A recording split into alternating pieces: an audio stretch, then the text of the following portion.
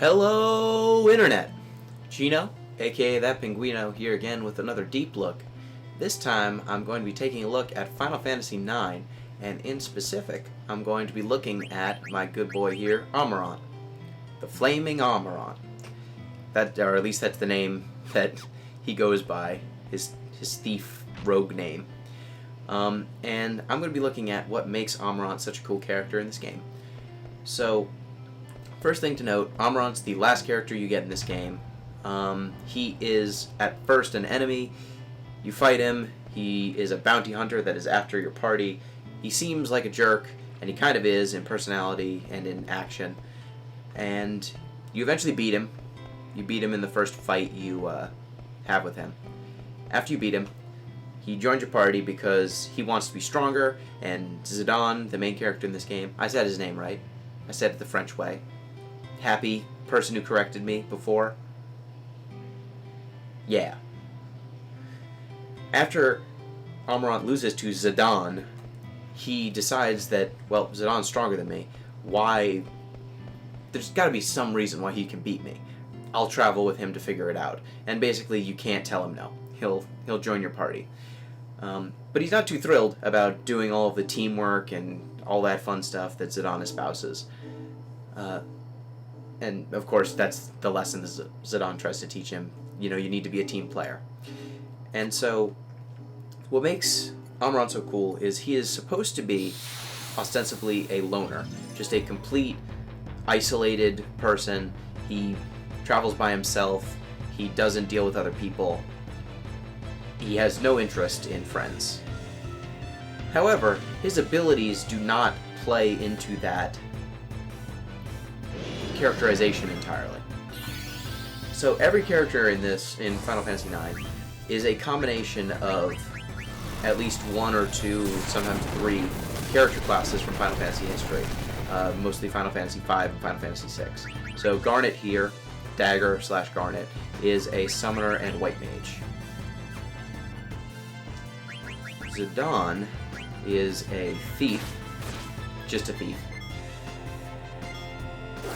Freya is a dragoon. She's got abilities like jump, lancer, and Amarant is a combination of three different classes. He's a monk, so he's got abilities like chakra. He is a samurai with abilities like spare change that let him throw money, and he is a bit of a ninja. He can also throw money, so throw weapons. So all of those abilities really fall in line with three different classes, all of which are independent and lonery. They're kind of this. They are the three If you wanted to make a rogue in a Final Fantasy lab, those are the three classes you would put together. So they've done the designers of this game have done a good job from the offset of creating this character who he's got the abilities of Shadow from Final Fantasy VI, and I think it's Edge from Final Fantasy IV, the ninja from Final Fantasy IV, and a whole bunch of other characters who have kind of had similar arcs to him, where they're kind of, are they your friend or are they your enemy? But Amarant also has some abilities that make no sense as the loner. He's got abilities, chakra. It makes sense if he's alone and self-sufficient. It restores HP and MP. He's the only one who can restore MP. So he's the only character who can just keep using his abilities indefinitely. Spare change, he doesn't care about money, he cares about power. Makes sense. No mercy. The name makes sense. It just deals damage. Makes total sense. That help thing, he'll actually do elemental damage if you have an elemental weapon equipped. I don't know if it's a glitch or a feature, but just so you know, it will do elemental damage sometimes. That caught me by surprise. He's got Aura. It lets him cast Auto Life and Regen, so it helps him be more self-sustainable. Curse. This one makes no sense as a independent loner. It makes an enemy weak against some elemental property. Now, other than this edge case with no mercy, and maybe some of his thrown weapons can deal elemental damage, Amarant actually has no way of exploiting elemental weaknesses reliably. This ability is almost solely used to set up someone like a white mage with summons or a black mage to take advantage of those elemental weaknesses. So, Amarant has this ability that he cannot use by himself. On top of that, he's got Revive. This ability revives someone from KO. You can't revive yourself. If you're knocked out, you can't use this ability. It only works in the context of being a support character. And that's actually Demi-Shock, also very supporting, very helpful to lower someone's HP. It helps. He doesn't deal the highest damage in your party. He's really better at setting other people up to finish enemies off. And Countdown dooms enemies. Helps him play the long game. This makes sense. Demi-Shock and Countdown make sense as a loner. But these two abilities, Curse and Revive, none. And on top of that, every character in this game has something called a Trance. It is a kind of Final Fantasy IX's version of a limit break. What a trance does is it's supposed to happen when you are in a state of heightened emotion. That allows the game to both use it as a limit break and also in story moments where characters are especially stressed, they can just start the battle in trance. It functions like a limit break. It'll give them additional attacks. Sometimes it depends on the character what it'll do for them. Zadon gets a bunch of special abilities that will wreck people real bad. Freya, her jump ability will, instead of just throwing a spear after a couple of turns, she'll just stay in the air, raining spears down on the enemy. Vivi gets double cast. So a bunch of the characters just get boosted. Amarant's abilities all go from being single targeting to becoming target everyone. So when he is in trance, Amarant is the best support character in the entirety of Final Fantasy IX. Aura, that ability that gives everyone auto life and regen, is invaluable in boss fights if you can get him in trance. Revive, if your party's just gotten messed up by a gigantic attack, he's one of the only characters that can recover all of your entire party in one move.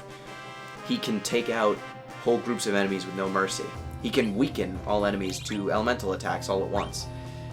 He's really, really, really strong when in trance, and he is a perfect support character.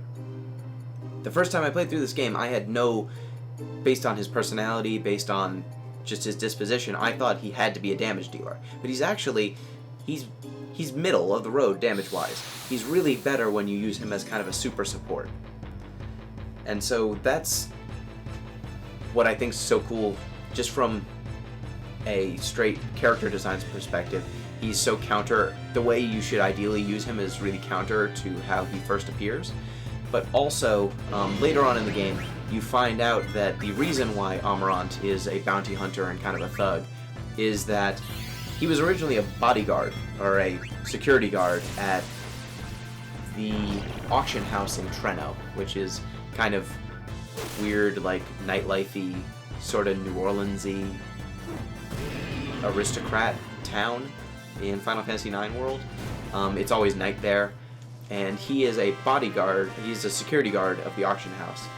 And turns out the whole reason why he's in trouble is that he was trying to stop Zadon, who's a thief, from robbing the auction house. Zadon, being a smart thief, says, hey, let's fight here. And then as soon as other guards show up to interrupt the fight, Zadon basically pegs all of the blame on Amarant and gets him in trouble with the law. So the whole reason why Amarant has a bounty on his head is all Zadon's fault. Turns out he was a relatively noble person who believed in a fair fight and believes in fighting honorably. He's not that far belief-wise away from Steiner, the actual knight in this game. And so it turns out his being supportive kind of falls in line with the actual person he is. He's not a thug, he's not completely a loner.